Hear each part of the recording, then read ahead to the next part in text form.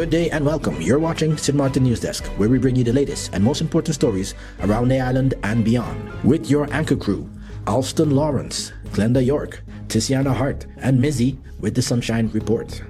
This broadcast is brought to you by TV15 and proudly produced by Great Bay Media Studios in Philipsburg, Sint Maarten. And now, let's jump straight into today's top headlines.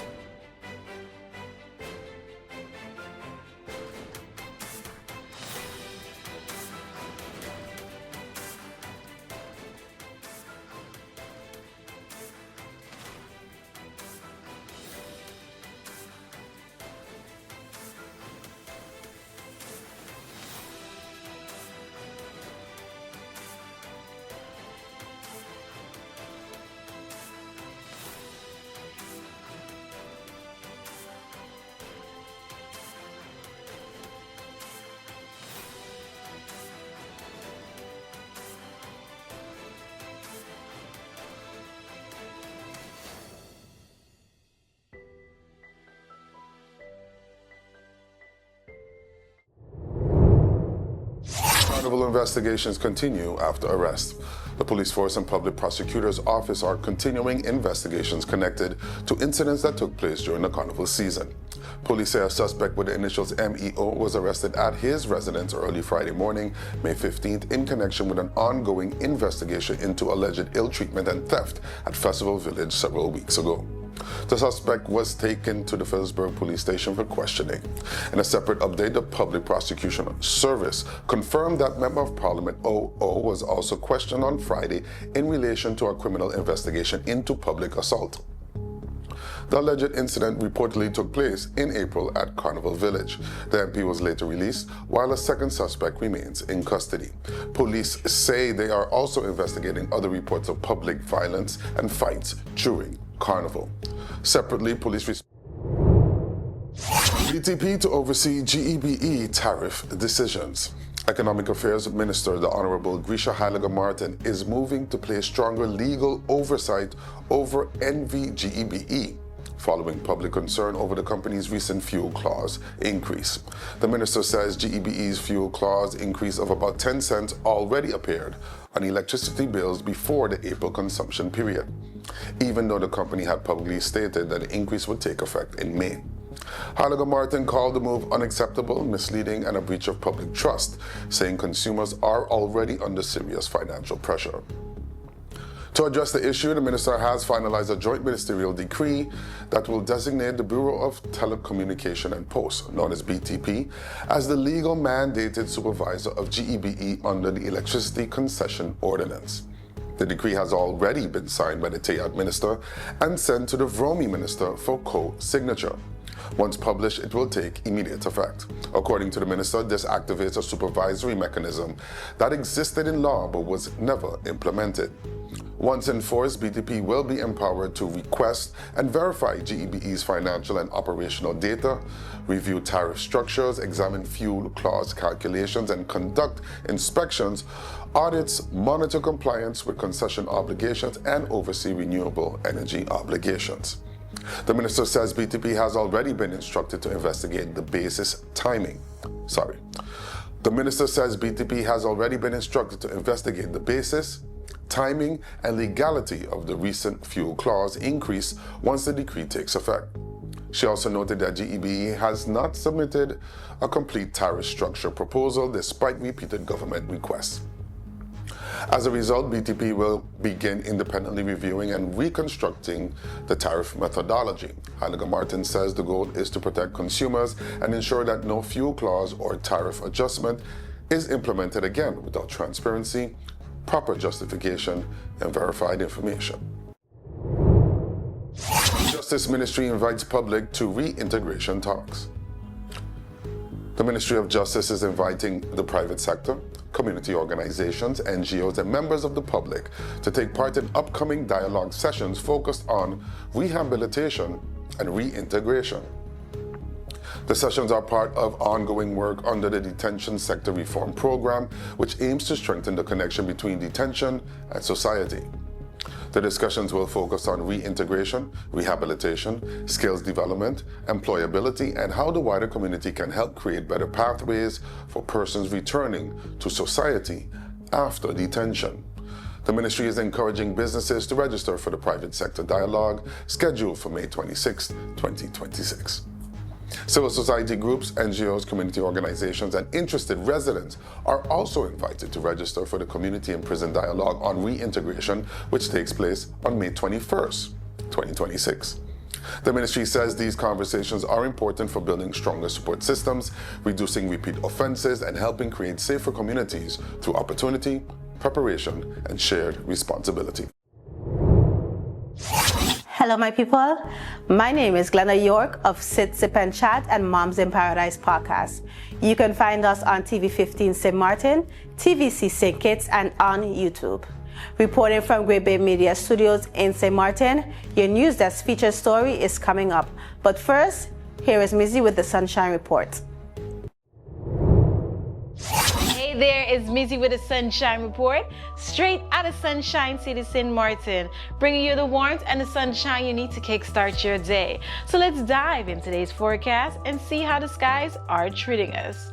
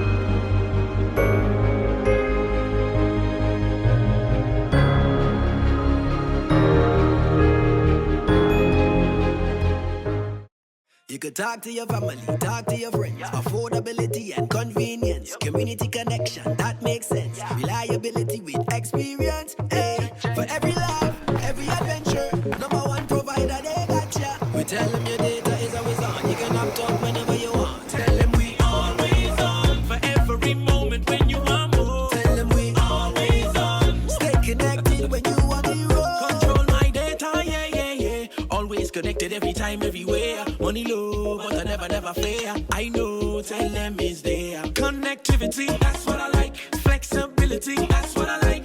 Reliability, that's what I like. Tell them, sign me up for life. Tell them we always on. For every moment when you want more. Come tell them we always on. Stay connected when you want to go. Come tell them we always on. For every moment when you want more. Tell them we always on. Stay connected when you want to road.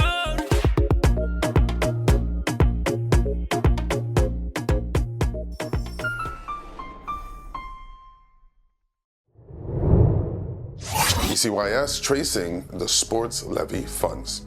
Government is trying to trace what happened to money collected under a previous pilot 1 cent fuel levy meant to support sports development. Education, Culture, Youth and Sport Minister Melissa Gums addressed the issue during Parliament's question hour on Wednesday while discussing plans for a dedicated sports fund financed in part through a levy on fuel imports.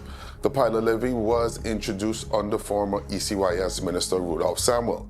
Minister Gums said the Ministry of TEAD confirmed that 1 cent per litre was collected during the pilot period. However, ECYS has not yet been able to confirm where the funds were earmarked or ultimately allocated.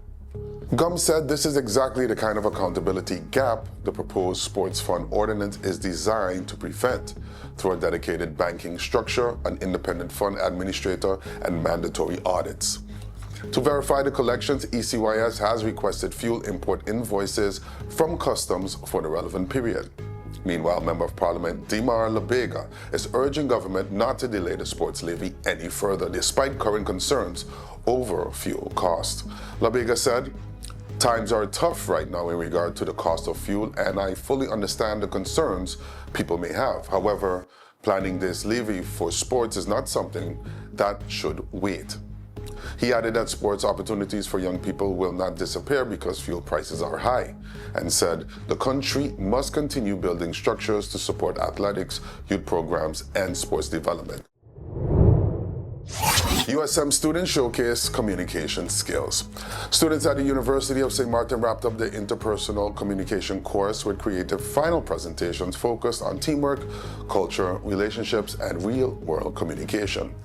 The course, known as SPE 115, was facilitated by instructor Shabhan Gitterson and challenged students to move beyond traditional classroom presentations.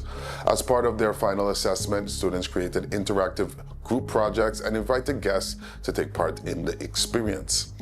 The presentations included a mini documentary based on field interviews with people from different cultural backgrounds, an interactive communication game, a family feud style quiz, and dramatic role play exploring toxic relationships and interpersonal dynamics.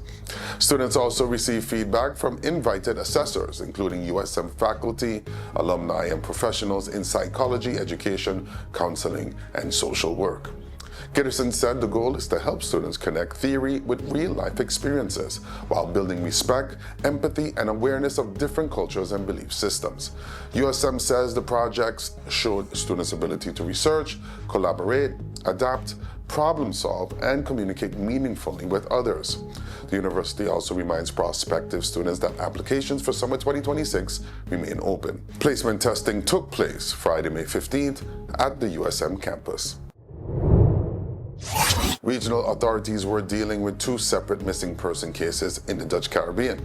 On Sint Eustatius, the Caribbean Netherlands Police Force has confirmed that a 12-year-old girl reported missing on Wednesday, May 13th, has been found. Police said she was located in a home on the afternoon of Thursday, May 14th. A 31-year-old man with the initials ASAR was arrested in connection with the case. The investigation is ongoing, and police thank residents of Sint Eustatius and partner agencies for their assistance during the search. Meanwhile, on Saba, the search for missing hiker Eric Matheson has moved from a rescue operation to a recovery effort. Public entity Saba says he was last seen on 11 a.m. on Wednesday, May 13th in the Wells Bay area, wearing a gray t-shirt, black shorts, and a black backpack. After more than 72 hours of searching, officials said medical advice and the timeline made it unlikely that he would be found alive. Search efforts have included ground teams, drones, helicopters, Coast Guard support, Marines, Saba Conservation Foundation guides, and search dogs from the French Fire Department in St. Maarten. Residents with camera footage from the Wells Bay or the bottom areas on May 13th are urged to contact 911. Hey there, I'm Venicia Herbert, and welcome to the Community Billboard. This is your space where the people, places, and heartbeat of the St. Maarten community get to speak for themselves. Whether it's an event worth showing up for, a business worth knowing about, or a cause worth caring about, you'll hear it right here. So, settle in, because what's coming up next just might be exactly what you've been looking for. Welcome to the NEWSDESK Community Billboard.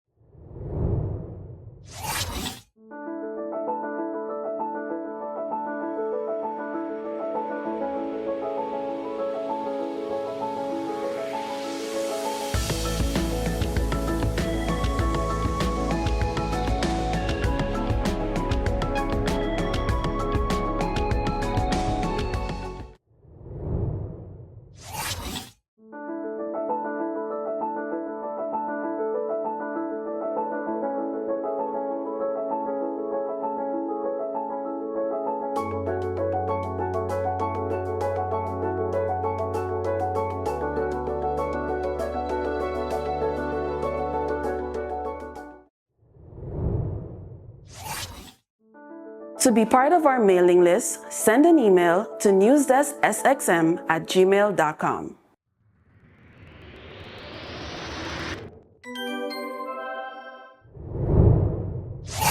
When we come back, we go to our in-depth feature of the day, exploring one of the island's most thought-provoking topics. That's just ahead. Stay tuned.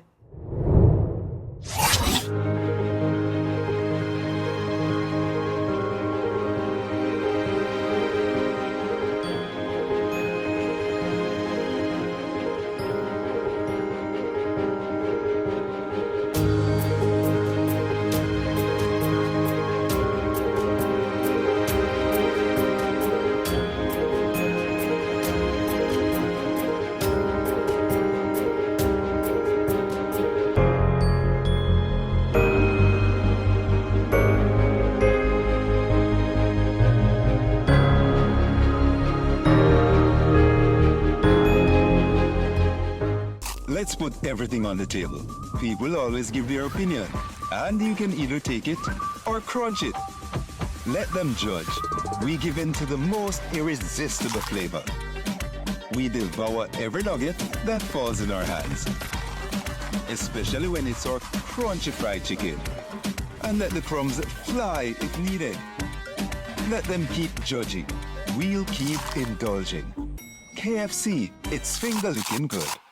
You could talk to your family, talk to your friends. Affordability and convenience, community connection, that makes sense. Reliability with experience, hey. For every laugh, every adventure, number one provider, they got ya. We tell them your data is always on. You can opt out whenever you want. Tell them we always on. For every moment when you want more. Tell them we always on. Stay connected when you want to roll. Control my data, yeah, yeah, yeah. Always connected every time, everywhere. Money low, but I never fair. I know, tell them it's there. Connectivity, that's what I like. Flexibility, that's what I like. Reliability, that's what I like. Tell them, sign me up for life. Tell them we always on. For every moment when you want more. Come tell them we always on. Stay connected when you want to go. Come tell them we always on. For every moment when you want more. Tell them we always on. Stay connected when you want to road.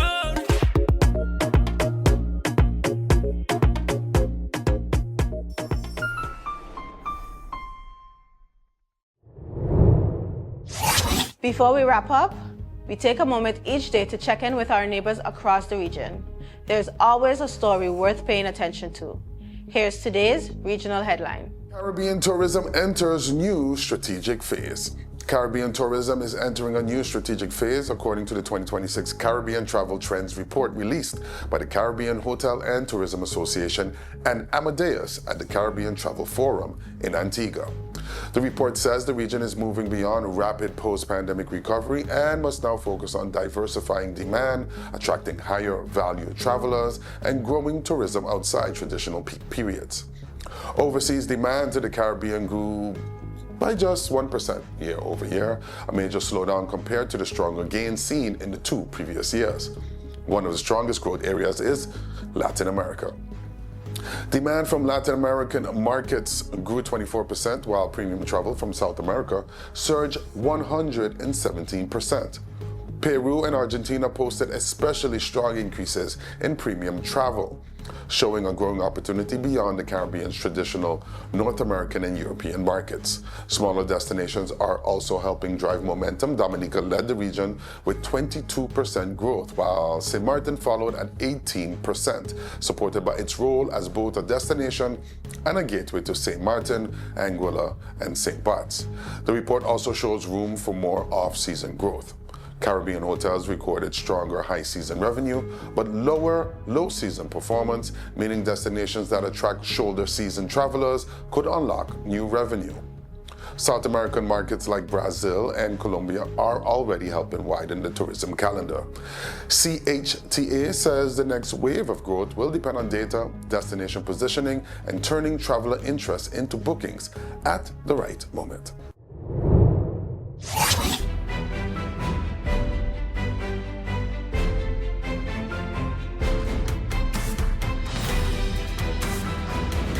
Welcome back. Each day, we take a moment to go beyond the headlines and look deeper into the issues, people, and conversations shaping life here on St. Maarten. Welcome to today's NEWSDESK feature. This is part 3 of a 3-part public white paper series on St. Maarten's energy crisis, the global fuel economy, and the island's long-term need for affordability and resilience. The first white paper focused on establishing a national energy authority. The second proposed an energy affordability and resilience fund to help residents and businesses finance solar and battery systems. Now, the third paper brings the bigger picture together, a pathway for St. Maarten's full energy transition. The document titled St. Maarten Energy Transition White Paper 2026, Pathway to a Resilient, Affordable and Sustainable Power System, argues that St. Maarten's challenge is no longer identifying the problem. The problem has been known for years.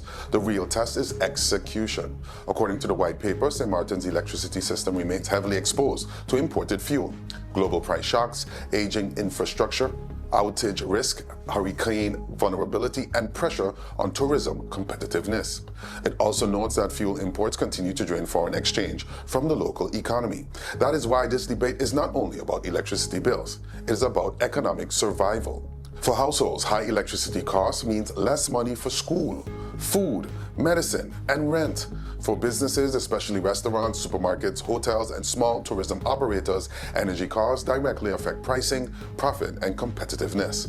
And for the country, dependence on imported fuel means St. Maarten remains vulnerable to forces it cannot control: oil markets, shipping disruptions, war, supply chain issues, and climate events. The white paper points out that this conversation did not start today. St. Maarten's national energy policy in 2014 already identified the need to reduce imported fuel dependence, diversify energy sources, promote renewables, improve efficiency, strengthen energy security, and improve environmental sustainability. The paper's assessment is direct. The 2014 policy diagnosed the problem early, but the main gap has been implementation speed. That is the uncomfortable part. St. Maarten has not lacked warnings, it has lacked follow-through. Recent research reinforces the same direction. A 2024 TNO report on Aruba, Curaçao, and St. Maarten concluded that solar power is the strongest renewable option for St. Maarten, partly because the island's daytime electricity demand lines up well with solar production. The report also found that rooftop solar is especially relevant because of the island's limited land space. That matters because St. Maarten is not Aruba or Curaçao.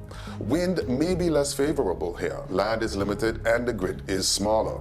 So a realistic transition must match the island's actual conditions. The white paper also draws from the Energynautics Least Cost Power Development Plan for 2025 to 2034, which points toward a hybrid and phased approach.